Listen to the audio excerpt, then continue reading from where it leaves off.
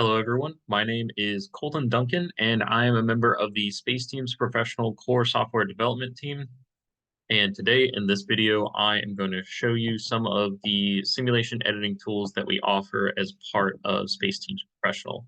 So if you select our SimConfig editing tool through the main menu, this is where you should end up. We start you off with a couple of pre-opened menus, the Planet GPS and the Setup New Sim Wizard. Planet GPS just shows you your location relative to whatever planet you are in its sphere of influence. And the Setup New Sim Wizard lets you assign your pawn type, which you can think of as like your character type, and then change your location and rotation. And so I don't really want to work with these right now, so I'm just going to close Planet GPS and New Sim. And what I want to do is add an entity. So you click Add Entity at the top. This displays a list of all of the entities that you can add into the sim. I want to add in this F-15, which you can move around to get a slightly better view of. Here we are. I notice it is a little bright, so I'm going to change my exposure value to be something a little bit higher so that it is less bright. Now, we have our F-15 added into the sim. You can see through our sim outliner, which is here in the top left, you click on it and it displays a list of all of the pawns and entities that exist inside of the sim. And if you scroll all the way down to the bottom, you should see any entities that you have added into the sim. So we can see that we have this F-15E, and I want to move around my F-15. So you open up the transform menu, and then you would select entity to move, click the F-15E. Sorry, 1 second. There we go. And then move relative to, we want to move it relative to spectator 1, which is me. You can see that there is a marker around me because I have myself currently selected.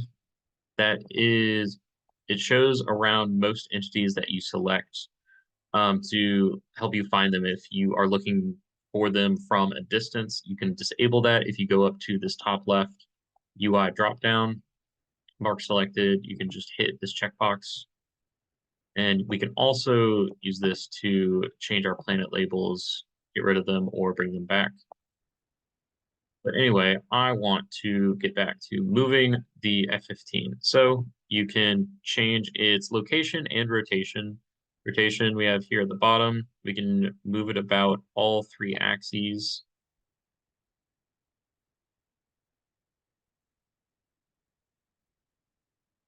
As you can see. And then we can also change its X, Y, and Z position.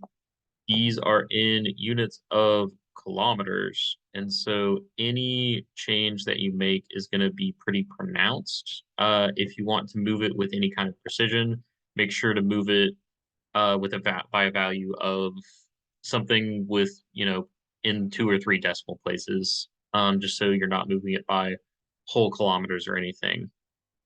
So we can move it, we can rotate it, and then also if you ever wanted to delete any entity that you have added, you would just select that entity and then hit this delete button. And then what if I'm happy with this sim that I have edited now and I want to save it? Well, I'm going to close out my 2 menus, and then you can go to the very top left, this file dropdown, and hit Save Sim As. It brings up this dialog. You can type in a file name. I'm just going to do F15 sim, and then you can hit save.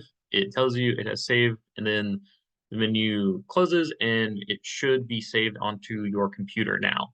And if you change anything, let's say that we move our F15 a little bit,